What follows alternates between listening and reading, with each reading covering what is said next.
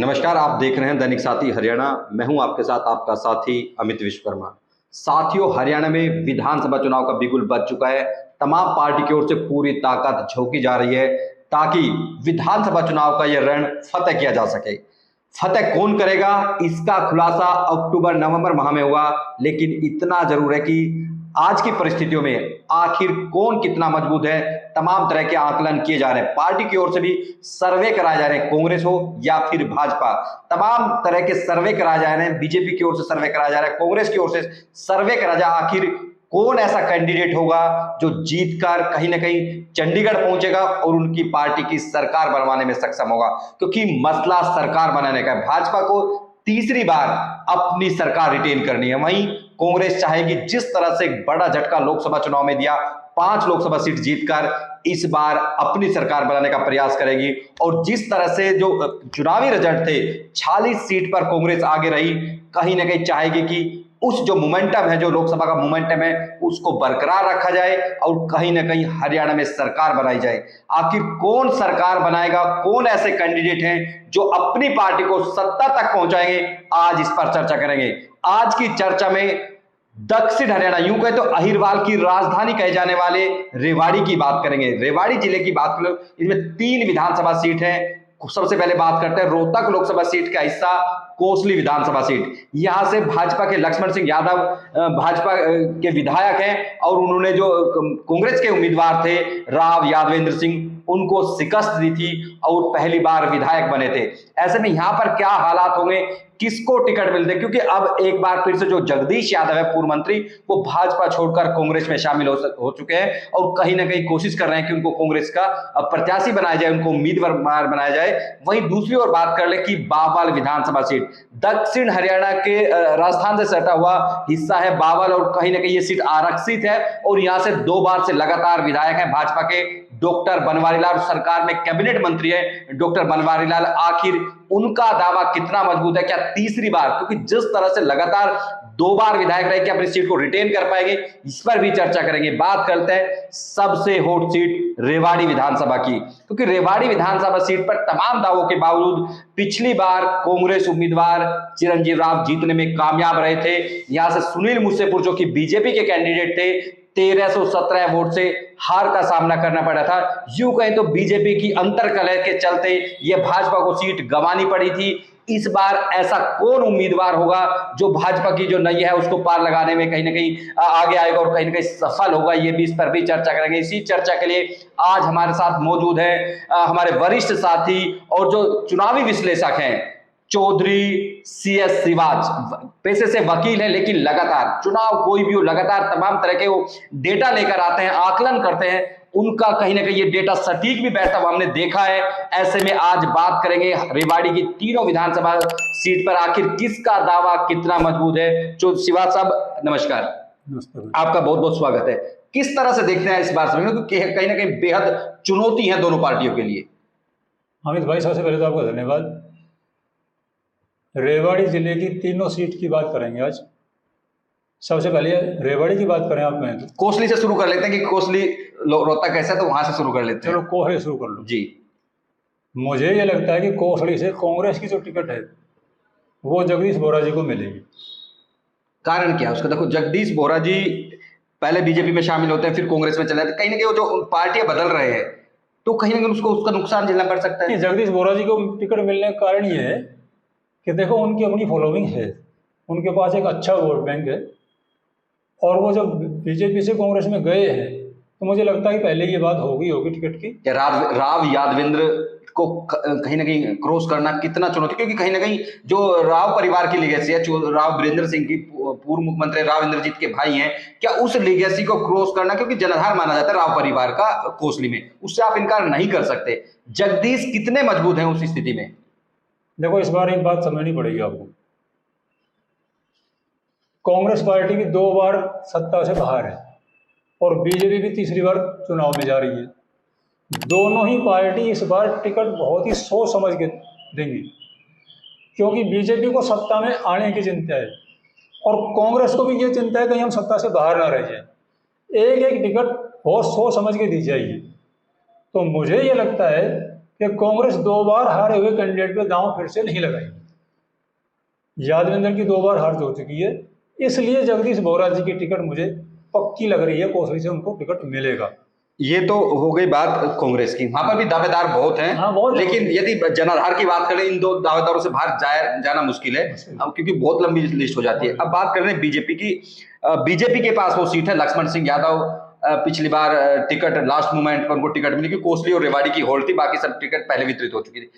BJP के कैसे, क्योंकि बीजेपी की भी एक लंबी फहरिस्त है, वहां पर उम्मीदवारों की तमाम लोग वहां पर टिकट चाह रहे हैं, तो वहां पे क्या हालात देखते हैं आप? देखो, बीजेपी की टिकट की अगर बात मैं करूं तो टिकट बीजेपी की जो होगी उसमें राव इंद्रजीत का पूरा रोल होगा। राव साहब इसको चाहेंगे कोसली की टिकट कोसली की टिकट उनको मिलेगी। बेटी को टिकट दिलवा नहीं पाते वो, वहां किसी को भी कैसे दिलवा देंगे? नहीं, ऐसा नहीं है। बेटी को टिकट पिछली बार का मामला अलग था, इस बार का मामला अलग है। इस बार उनकी टिकट में चलेगी। हाँ, तो उस सीट पे चलेगी। मतलब खासकर दक्षिण हरियाणा में तो कुछ सीट पे चलेगी। हाँ। और बीजेपी उनको जो है नेगलेक्ट नहीं करेगी। स्थिति भी बीजेपी उसी स्थिति में भी नहीं है कि उनको नेगलेक्ट करेगी। करेगा। यही तो कह रहा हूँ, नेगलेक्ट नहीं करेगी, इसलिए नहीं करेगी कि वो बीजेपी तीसरी बार चुनाव में जा रही है और वो बीजेपी का सारा हिसाब किताब। हाँ, लेकिन परिस्थिति अब की बार थोड़ी सी चैलेंजिंग है, क्योंकि वहां से दीपेंद्र हुड्डा अब की बार लोकसभा में जीत के गए हैं, भले ही 2 वोट से जीते हो लेकिन जीत कर गए हैं। हाँ। तो लक्ष्मण सिंह यादव क्या रिटेन कर पाएंगे अपनी टिकट? वहां पे वीर कुमार यादव, तमाम इस तरह की वहां भी एक लंबी फहरिस्त है। और यूं कहे तो जो मुख्यमंत्री के जो निजी पीए थे वो तक के वहां टिकट की दौड़ में लग रहे हैं। राव साहब के पीए वहां तक दौड़ में लग रहे, टिकट उनको मिल जाए। देखो, पहली बात तो ये टिकट की मैंने बता दी, कांग्रेस की जगदीश बोहरा जी की मुझे लगता है पक्की टिकट है, और बीजेपी की टिकट उनको मिलेगी जिनको राव साहब चाहेंगे। ठीक है, और राव साहब समर्थित कैंडिडेट अगर बीजेपी से होगा और वहां से जगदीश बोहरा जी को टिकट मिली कांग्रेस से, तो कोसली में बहुत ही रोचक मुकाबला होगा। मतलब कि बेहद टफ मुकाबला होगा और उसमें कोई भी जीत सकता है। एक फिर लक्ष्मण सिंह की बात कर लेते हैं, क्योंकि वर्तमान विधायक है, चर्चा होनी जरूरी है। उनको कितना मजबूत मानते हैं? क्या उनके खिलाफ कोई इस तरह के विरोधी कुछ लहर है? क्योंकि तमाम तरह की बातें सामने आई लोकसभा चुनाव में, या यदि उनको टिकट देती तो पार्टी वहां से जीत सकती है? नहीं, ऐसी कोई विशेष विरोध तो मुझे नहीं लगता है।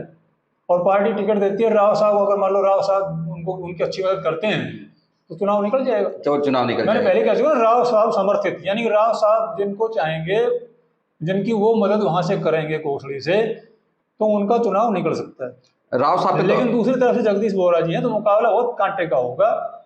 हम एक बात कहते हैं, अगर कोसली से आरती राव चुनाव लड़ती है तो फिर आरती राव की जीत सुनिश्चित है। यदि आरती को कहने के फेवर में आरती के अगर आरती राव को टिकट मिलता है बीजेपी से तो आरती की जीत सुनिश्चित है।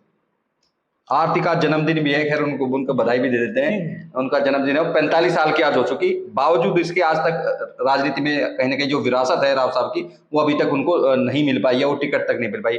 तो आरती की बात करते हैं कि यदि कोसली से वो मिले तो उनको कहीं ना कहीं उनके पक्ष में। हाँ, उनके पक्ष में। एक बार और मैं कहूँ, जगदीश बोहरा जी का मैं बहुत दिनों से देख रहा हूँ, वो जो है ना वो किस्मत के बली नहीं है। बहुत सारे चुनाव में बहुत नजदीकी मुकाबले में। हाँ, हमने देखा कि तो वोट बैंक उनका बस इंटैक्ट है, अच्छा वोट बैंक है और हमेशा उनके साथ वोट। लेकिन वो किस्मत का धनी नहीं है। किस्मत के मामले में तो धर्मवीर सिंह जो है ना, ये सांसद बड़े भिवानी से ये है। लेकिन अब की बार मुकाबला काटा होगा, कहीं किस्मत का ताला खुल भी सकता है। मुकाबला काटा। मैंने कहा ना, राव अगर आरती राव कैंडिडेट नहीं होती है और राव समर्थित कोई कैंडिडेट होता है, मुकाबला काटेगा। और अगर राव साहब की उपेक्षा करके टिकट देती है बीजेपी, फिर नुकसान झेलना पड़ता है। तो फिर जो है ना, फिर कांग्रेस की सीट पक्की कोसली से। फिर जगदीश की किस्मत का ताला डन खुल जाएगा। फिर जगदीश यादव जी की जीत पक्की। अगर राव जी की उपेक्षा करके बीजेपी किसी कैंडिडेट को टिकट कोसली से देती है तो फिर ये सीट कांग्रेस की पक्की। और बताओ, अब बात बावल पे आ जाते हैं। बावल विधानसभा में डॉक्टर बनवारी लाल 2 बार से लगातार विधायक हैं, मंत्री भी हैं सरकार में, कहीं ना कहीं बड़े मंत्रालय उनके पास है। सरकार ने उन पर कहीं ना कहीं फेथ दिखाया है और उनको बड़े मंत्रालय दिए। तो बीजेपी, सबसे पहले बीजेपी की बात कर लेते हैं। बीजेपी में भी एक लंबी फहरिस्त है बावल में। सबरवाल राव साहब की लगातार हाजिरी कर रहे हैं, जेजेपी छोड़कर आए हैं। अब दूसरी ओर कुमारी गीता, इस तरह के तमाम जो लोग हैं, काफी कुछ अधिकारियों के भी नाम चल रहे हैं कि धनपत सिंह एक्सेट्रा, तमाम इस तरह के जो अधिकारियों के भी नाम चल रहे हैं कि वहां से। तो आप डॉक्टर बनवारी लाल जी जो कि कैबिनेट मिनिस्टर है, उनका दावा कितना किसको लगता है आपको, किसको टिकट मिल सकती है? देखो बीजेपी अभी आप जो लिस्ट की बात करो, फहरिस्त तो लंबी होती है, ठीक है वो, लेकिन 52 की सीट पे बीजेपी की टिकट वितरण की जो बात है उसमें कोई भेंट बट नहीं है। 100% वो टिकट डॉक्टर बनवारी लाल की पक्की टिकट है, कोई भेंट बट नहीं है। डॉक्टर बनवारी लाल को ही टिकट मिलेगी, ये निश्चित है बीजेपी। नहीं चौधरी साहब, एक बात भी तो होता है ना, नो डाउट डॉक्टर साहब ने काम बहुत करा है, नो डाउट, इसमें इनकार नहीं किया जा सकता। बावल में काफी हद तक काम हुआ, आप भी इस बात से इनकार नहीं करोगे, लेकिन लगातार विधायक और सत्ता में रहना एक कहीं ना कहीं विरोध तो हो ही जाता है ना, एंटी कैपेसिटी होती है लगातार सत्ता में रहने की। क्या उसके चलते ऐसा कोई पार्टी सोचे कि नए चेहरे को मौका दे, कुछ इस तरह इस पर विचार कर सकती है? नहीं, कोई चांस नहीं है नए चेहरे का बावर से बीजेपी की, उसमें कोई चांस नहीं, नो चांस। एंटी कैपेसिटी प्रभावित नहीं करती? एंटी इनकम्बेंसी, चलो मान लो थोड़ी बहुत एंटी इनकम्बेंसी है भी, तो फिर एक बात होगी, उनके एंटी इनकम्बेंसी है तो प्रो इनकम्बेंसी भी होती है। चाहे सर्वे हो, चाहे वैसे पकड़ की बात हो, बीजेपी में केवल और केवल जो है ना टिकट डॉक्टर बनवारी लाल के, इस विषय पे ज्यादा बात करने की जरूरत ही है। अगर आपको बात करें राव साहब की वीटो लग गई तो? नहीं, राव साहब की वीटो नहीं। चर्चा ये भी है कि राव साहब और उनके बीच में कुछ ऐसा चला? नहीं, कुछ नहीं, ये जो है चलते रहते हैं रूमर, ऐसा कुछ भी नहीं है। राव साहब उनके बीच कुछ नहीं, सब ठीक ठाक है और टिकट उनकी पक्की है। राव साहब मतलब कहीं ना कहीं उनको अड़चन नहीं है उनके लिए, कोई ऐसी बात नहीं है। अब बात कर लेते हैं कांग्रेस की। कांग्रेस में बड़ा मारे मारी है, अलवर तक के लोग यहाँ पर टिकट मांगने पहुंच रहे हैं। टीकाराम जूली जो राजस्थान में प्रतिपक्ष विपक्ष के वहां पे नेता है, उनके भाई यहाँ पे डॉक्टर एमएल रंगा पूर्व मंत्री, शकुंतला भगवाड़िया की बेटी नीलम भगवाड़िया, चौधरी जसवंत सिंह बावल पूर्व मंत्री, तमाम एक लंबी फहरिस्त है। उसमें भी बहुत सारे छोट भैया नेता भी बहुत सारे जो आ गए, उसमें हम देखते हैं डेली एक नाम एड ऑन होता चला जाता है। वहां पर स्थिति क्या देखते हैं और कितना चैलेंजिंग है और कितनी फाइट आप वहां पे देख पाते हैं, और कौन एक ऐसा उम्मीदवार है जो कि फाइट दे सकता है? देखो 52 में अगर कांग्रेस की टिकट की बात हम करें जी, तो मुझे लगता है कि इस बार रंगा साहब को टिकट नहीं मिलेगा। कारण उसका कारण ये है कि रंगा साहब को पिछली बार कांग्रेस पार्टी टिकट दे चुकी है और रंगा साहब की पिछली बार हार हो गई। तो मुझे ये लगता है कि पार्टी इस बार नए चेहरे को लड़ाएगी। उसका कारण क्या है? क्योंकि डॉक्टर रंगा के देखो नो डाउट वो चुनाव लड़े तो वोट तो मिली है उनको। नहीं, डॉक्टर रंगा को बहुत अच्छी वोट मिली है और अगर उनको टिकट मिलता है तो फिर बहुत अच्छा मुकाबला भी करेंगे वो, उसमें कोई शक नहीं है। लेकिन मैं ये कह रहा हूँ, मुझे ऐसा लगता है कि शायद उनको टिकट ना मिले, कि कांग्रेस इस बार बहुत सोच समझ करेगी, हारे हुए कैंडिडेट को नहीं होगा। सर्वे भी करा रही है कांग्रेस, सर्वे करा रही है, अब सर्वे बड़ा मैटर करेगा, सर्वे बड़ा मैटर करेगा। फिर दूसरी पार्टी तो दूसरे जो लोग लाइन वो कहते थे ना इनको पिछली बार टिकट दी थी तो हार गए थे, तो ये भी एक बात है। हाँ, नेगेटिविटी रहती है, नेगेटिविटी होती है। मैं इसमें आधार पे कह रहा हूँ, और वैसी कोई बात नहीं है। अगर उनको टिकट मिलता है तो अच्छी फाइट करेंगे। और मुझे लगता है कि बाकी जो 2 कैंडिडेट और हैं, नीलम भगवाड़िया का दावा मजबूत है और जसवंत जी भी हैं लाइन में, तो और किसी का मुझे नहीं लगता कि वहां से कहीं ना कहीं कांग्रेस को किसी टिकट मिले। अब बात कर लेते हैं कि जसवंत सिंह बावल, बीजेपी कांग्रेस इधर उधर लगातार, कभी वो बीजेपी में चले जाते हैं, कभी कांग्रेस में आ जाते हैं। नीलम भगवाड़िया एक नई चेहरा है, चुनाव भी लड़ी थी इंडिपेंडेंट। क्या शकुंतला भगवाड़िया की जो लीगेसी है, क्या नीलम भगवाड़िया को मिल पाएगी? क्योंकि लगातार प्रयास, लेकिन जो वोट किसी एक नेता का होता है, क्या बच्चों को ट्रांसफर हो पाता है वो? नहीं, बच्चों को ट्रांसफर तो होता है, ऐसी बात नहीं है। कितने वो ये तो कोई वो नहीं। अब मान लो ये कप्तान साहब के चिरंजीव राव को सारा ट्रांसफर हो रहा है, हर जगह हो रहा है ट्रांसफर, लेकिन बात है वो ना कि लंबा गैप हो गया जी। बात ये है, अगर शकुंतला भगवाड़िया मान लो एक्टिव रहती, राजनीति में रहती, लंबा गैप नहीं होता तो बात अलग थी। अब तो भगवाड़िया जी को तो लेकिन लंबा गैप हो गया राजनीति से, तो वो लंबा गैप जो होगा तो ये सब तो ये समझो, मतलब चलो ठीक है उनकी फॉलोइंग है, अब भी कुछ है, उनके पुराने आदमी जो उनका होल्ड है, लेकिन अब वो बात नहीं है जो उस टाइम टू टाइम थोड़ा सा होता है, समर्थक छिटक भी जाते हैं, हो जाता है। जसवंत सिंह बावल को किस तरह से देखते हैं? जसवंत सिंह जो है ना वो पहले भी वहां से विधायक रहे हैं, हुड्डा के करीबी बताया जाता है, उनका फादर भी वहां से विधायक रहे हैं। टिकट उनको मिल सकती है और टिकट मिलेगी तो फिर तो फाइट तो वहाँ होगी। अब 3 कैंडिडेट आप बता रहे हैं वहां पे, जी अपने रंगा साहब पूर्व मंत्री, शकुंतला भगवाड़िया की बेटी नीलम भगवाड़िया और एक अपने चौधरी जसवंत सिंह बावल। एक लंबी फहरिस्त है, लेकिन कहीं ना कहीं टिकट में मुकाबला आप इनमें देख रहे हैं। और उधर बीजेपी में तो आपने एक नाम डिसाइड कर दिया कि उसमें कोई रिफंड की बात। अब बात करते हैं रेवाड़ी विधानसभा की, बेहद हॉट सीट हरियाणा की।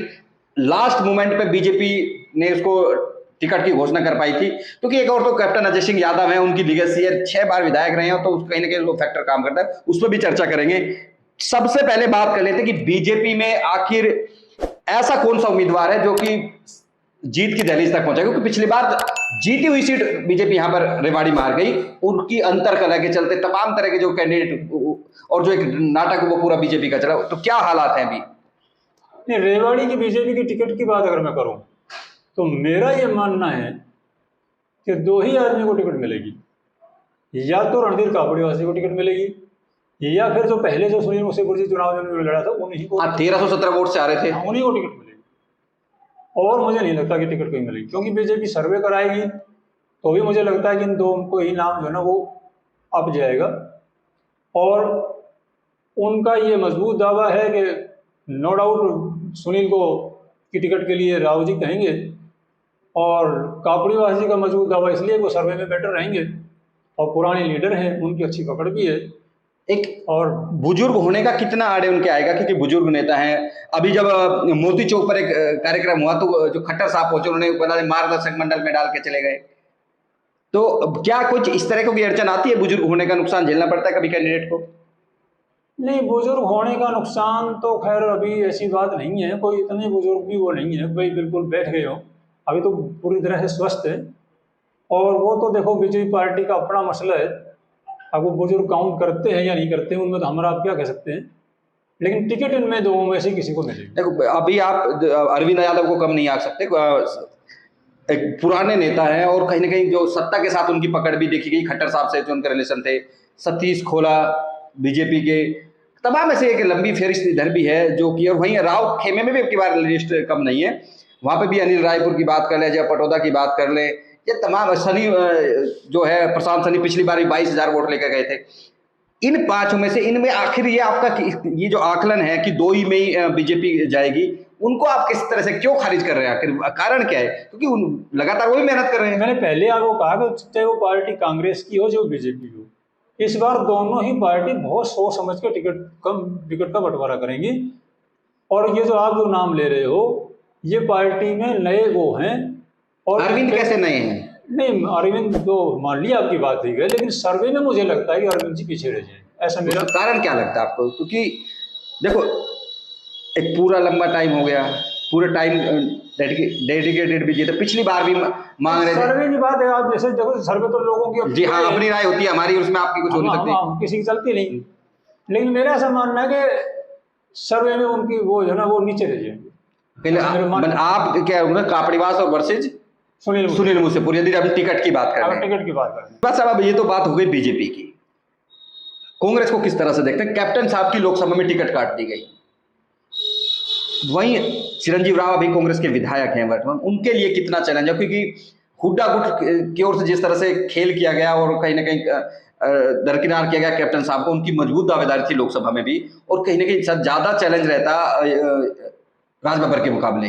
क्या रेवाड़ी में विधानसभा में ऐसी स्थिति बन सकती है? क्योंकि उधर से जो हुड्डा गुट है उनके एक चेते हैं महावीर मसानी, उसको लगातार वो अब करते रहते हैं, कहीं ना कहीं कई जगह फोटोज वो आते हैं सामने, तो क्या वो खेल लोकसभा का विधानसभा में भी दिखाई दे सकता है रेवाड़ी में? देखो विधानसभा की बात अलग है, लोकसभा की बात अलग है। लोकसभा में टिकट वो तो खैर की पार्टी मामला हुड्डा जी ने कटवाई या कैसे, हाँ, कयास इस तरह के हैं, ये तो कैसे कहा जा सकता है। लेकिन इस विधानसभा के अंदर चिरंजीव राव की टिकट कांग्रेस की पक्की है। यहाँ जैसे मैंने बाउल में कही बीजेपी की बनवारी लाड़ी, यहाँ भी इफेंट वट की कोई बात नहीं है, इनकी टिकट कोई नहीं काट सकता।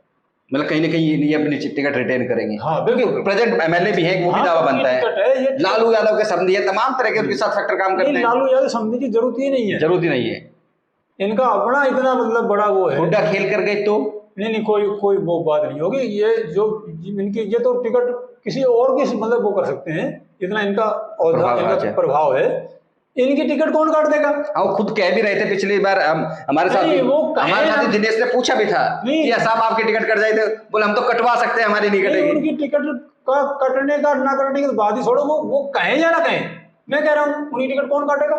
कोई टिकट नहीं कटेगी, टिकट उनको ही मिलेगी कांग्रेस की।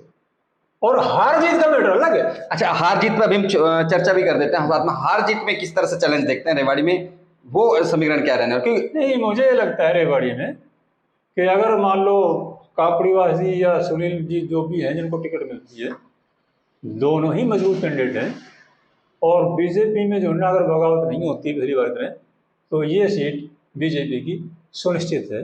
सतीश यादव देखो, उसको आप दरकिनार नहीं कर सकते। सतीश यादव पूर्व जिला प्रमुख हैं, तमाम बड़े नेता, और जब भी 2 बार इलेक्शन उन्होंने लड़ा, करीब 36,000 वोट उन्होंने इंडिपेंडेंट चुनाव लड़ा, तब भी 36,000 वोट ली।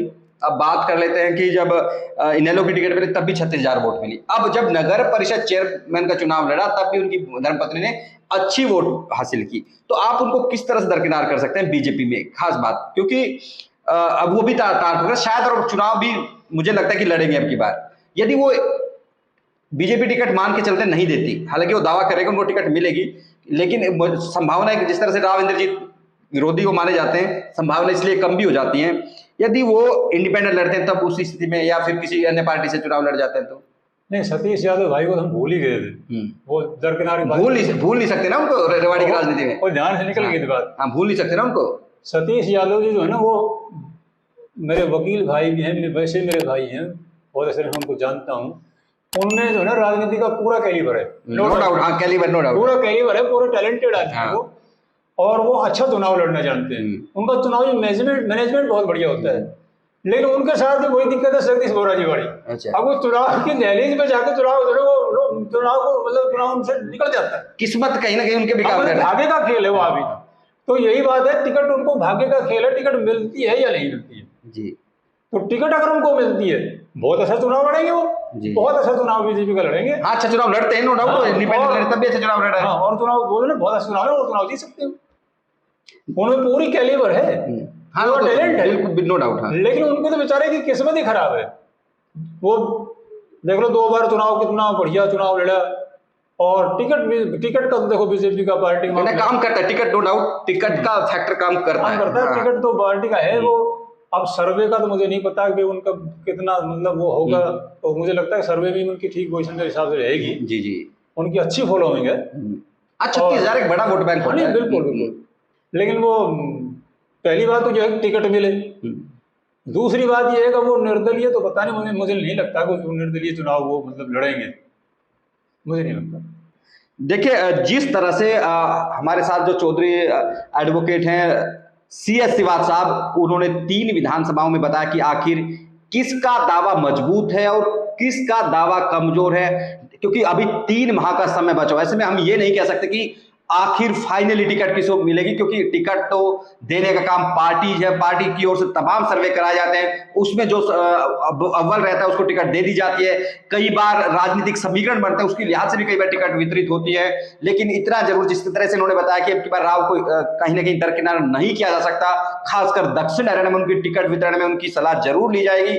वही एक उन्होंने सबसे बड़ी बात कही कि हम यही फिर से एक बार बता लेते हैं कि आरती राव, आज उनका जन्मदिन भी है, आरती राव पर भी एक छोटी सी चर्चा कर लेते हैं।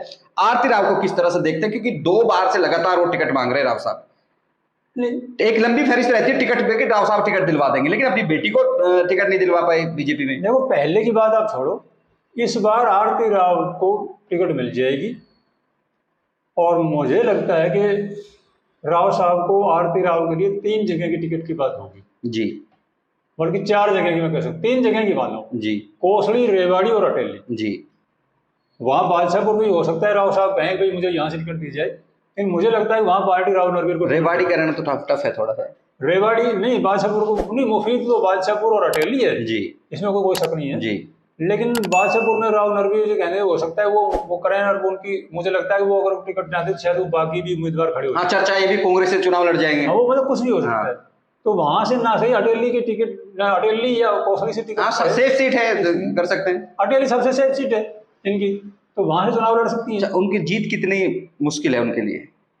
नहीं, जीत तो उनकी चाहे वो अटेली तो बिल्कुल सेफ है, निश्चित जो जीतेंगी, और कोसली भी उनकी जीत सुनिश्चित है, और रेवाड़ी से लड़ती है तो रेवाड़ी से जीतेंगे। देखिए, जिस तरह से अगर रेवाड़ी में भाग्य नहीं होता है कहीं ना कहीं, क्योंकि 2019 की बात कर लें, यहाँ पर फिर वही समीकरण आ गए थे, अरविंद और बागी हो गए थे, कापड़ीवासी तो सीधा इलेक्शन चुनाव लड़ लिया था, तो कहीं ना कहीं दिक्कतें तो हैं रेवाड़ी में। सुनील मूसेपुर भी अगर बगावत नहीं मानिए, बाकी अगर मान लो कापड़ीवासी नहीं लड़ते, हाँ, तो चुनाव बहुत बहुत इजीली निकल जाता, बहुत इजीली चुनाव निकल जाता। देखिए तमाम पहलुओं पर श्रेयसीवाल साहब ने चर्चा की, आखिर किस आधार पर किसी कैंडिडेट को टिकट मिलेगी, और पार्टियां इस बार ज्यादा सतर्क बताई गई है कि ज्यादा सतर्क हैं अपने उम्मीदवार चयन को लेकर। वो चाहेंगे कि किसी भी स्तर पर ऐसा उम्मीदवार दिया जाए जो जीत दिला सके। ऐसे में आप देखना होगा क्योंकि समीकरण राजनीति के हर पल बदलते रहते हैं। ऐसे में टिकट किसको मिलेगी इसका खुलासा तो जब पार्टियां टिकट वितरित करेंगी तब हो पाएगा। लेकिन इतना जरूर है कि श्रेयसीवाल साहब ने ये आकलन जरूर किया, आखिर रेवाड़ी, कोसली और बावल में मजबूत उम्मीदवार कौन है। नमस्कार।